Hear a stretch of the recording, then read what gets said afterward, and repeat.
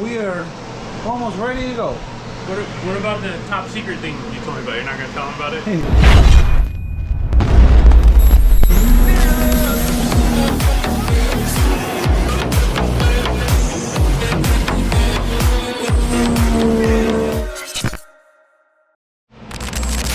All right, so here we go. We got the carbon seal in, the shaft is in, water box, and right now I'm gonna put the intercooler with the supercharger and the intake, and I think that's about it. I already got the pump on. We are almost ready to go. What about the top secret thing you told me about? You're not going to tell them about it? Hey, top secret. What are you talking about, Jack? Oh, yeah, I don't know, nothing. Top secret. This is my stage 4. Stage 4. I thought you weren't going to tell them. I am going to tell them. Okay. My stage 4. I'm not taking my race key. That's too boring. We're taking my stage 4, and this is something that you guys can purchase from me. So It's not top secret. it's not top secret. That's true. All right, so we got the supercharger in, a 142 from Fizzle, poured it, of course, and we also got the Fizzle intercoolers. We're gonna have the hoses with the blow-off valve, and of course my potty head, shorty water box, and next is gonna be the intake. All right, guys, so as far as the intake, I'm very excited to have this intake. This is the DDR intake. We've been waiting for this for a while. They've been working on this intake for a long time, and here it is. I'm expecting, I don't know what I'm expecting. We'll see. They say that it's better than the Reba intake. The Reba intake is a very good intake, so I guess we're gonna have to test it. Right now, like always, I'm always running behind, so I gotta put the intake in the ski because tomorrow I got it tuned. And when I come back from the races, I'm going to take this intakes off. We're gonna put a stock intake, see what the difference is, and then put the Reba intake against this guy. So that might be another video, we'll see. But man, what a beauty. This is coated just silver and black, and wow, I can't say enough. I mean, they work really hard on this intake, so let's go put it on. Now that is a beauty, and what I like about it, all the space you got on the bottom, so you can get to your oil cooler, you can get to these lines here, the other one right there. I mean, wow, this is pretty cool. Now they claim that we can still put the factory hose here. I'm gonna try to put the fizzle there, so let's see if that works out, if we have to cut it a little bit. I don't know that right now. I am enjoying this, and as you guys know, I'm a dealer for DDR. Any products that you want from DDR, you can get it through me. I'm their dealer in the United States, so let's keep working at it. All right, so we put the fizzle with the blow valve. This one is perfect.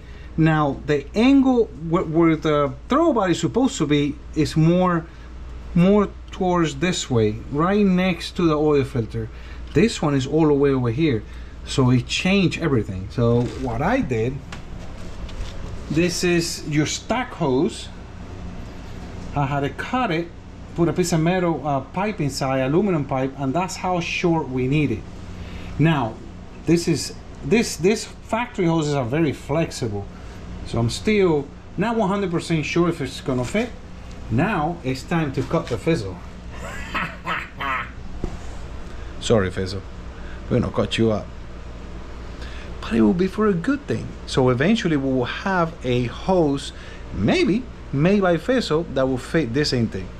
So you just got it. Stand by. All right, so roughly took out like 2.5 inches, and this is what we end up with. The pipe that I use, just an aluminum pipe, and it is 2 3/4. and it fits pretty tight. I mean, it's tight. But it looks good. Now I'm gonna put two good clamps, the ones that don't split on the bottom. So these guys are really good. And let's install it. I'm already put it in there, and it fits really good. They do have a little gift, not too much, but just enough. And it's not kinked, it's just perfect. So it can be done. I'll tell you what, it fits better. Fizzle's gonna kill me. It fits better than his own hose. This is crazy. It's nice and perfect here, nothing kink. And if you look inside here, it's not kink at all. I wish I could get in there so I'll show you guys. It's just perfect. It came out really nice. So it's not hard to do. And I think it should hold a lot of boost. So we'll see. All right, look at this. Nice and pretty. It's ready for tuning. Now we have to, let me see if everything starts. Let's see if it starts. I know the fuel pump was working. Where is it? There we go. Let's see. Yep, the fuel pump was working.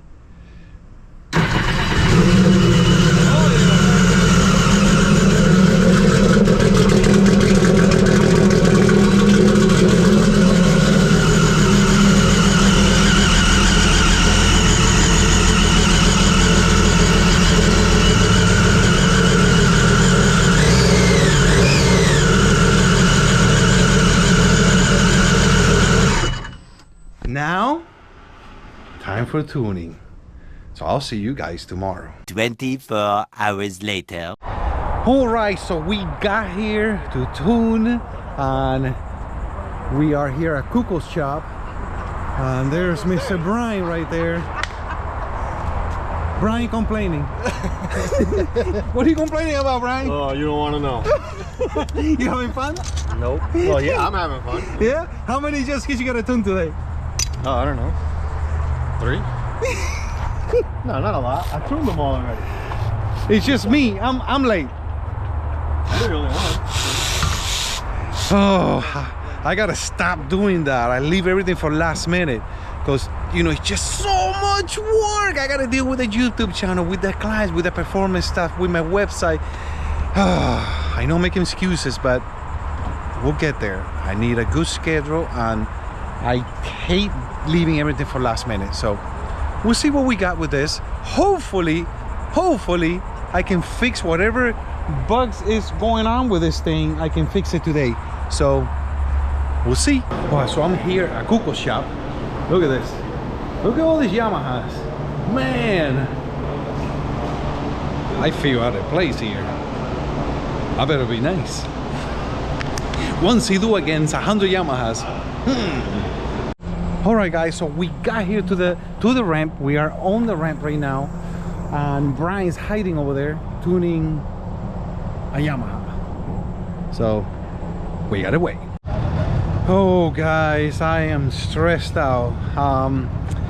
Brian's computer, his laptop, cannot communicate with my Multic.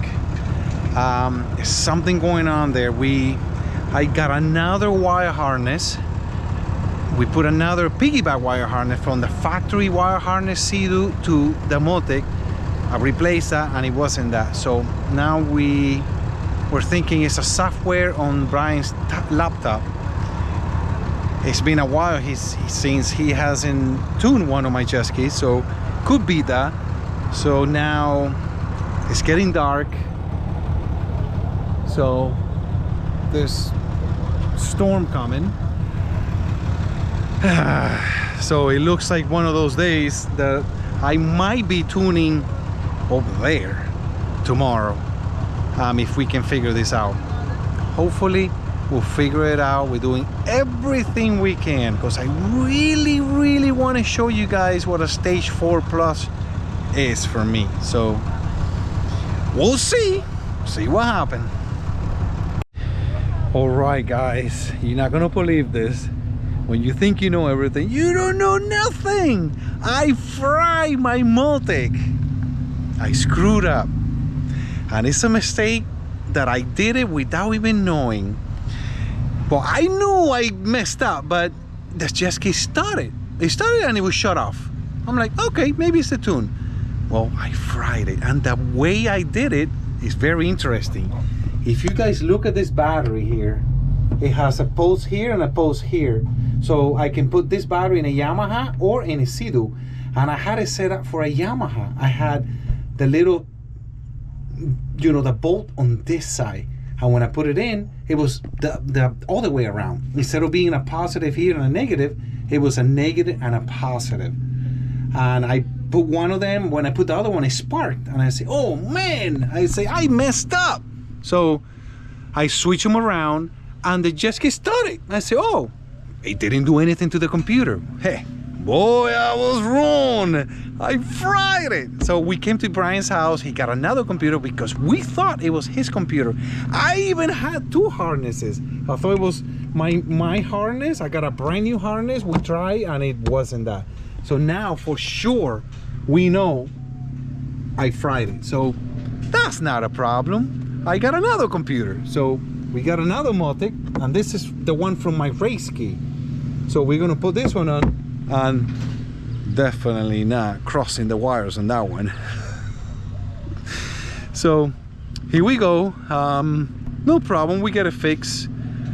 And let's put that computer on and see if it starts. Yeah, he forgot to check the fuses. Yeah, this dumb forgot to check the fuses. It was a burnt fuse, bro. He a rookie mistake. I can't believe that shit. You better put this in the video, Dessie. So we came all the way to Brian's house to test the computer. I took out the computer, gave it to Brian. He tested the computer and said, the computer's bad. It's a fuse, don't. Forgot to change. I did thought about it. But then you get sidetracked. Everybody's talking to you, and I totally forgot to change the fuse. And it was just a 5. And then it makes sense. But, oh boy. Definitely a rookie mistake. So, it's like I always say, when you think you know everything, you don't know nothing. What are you doing, making videos? Right? Of course I'm making videos. Fuck. They want to see what's going on. What do you think about that mistake, huh? It happens. Not the first, won't be the last. Yep, so now we are crunch on time. We're gonna tune at the place when everybody else is racing. Brian's gonna go and tune it, and hopefully I didn't miss something. So we'll see. Where's happens your boost clamps come off? Yeah. Early the next morning. I guess we're early. I think we're a little early. We even beat the guy with the barbecue.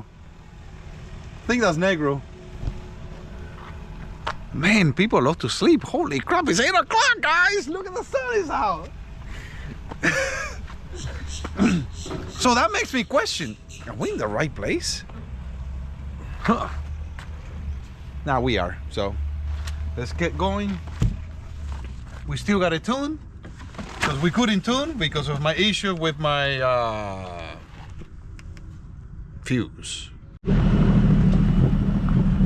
I gotta get used to this. I got reverse. Look at this.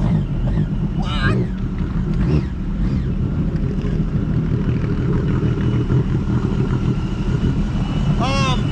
I forgot to tie in the steering.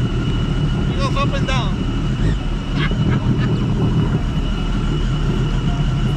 Well, it's alive. It's not leaking. It's not overheating. We're good. That was my braking. 2 minutes. Warm it up. And let's step on it. And let's see what happens. I got reverse. Look at this. I'm not putting this in.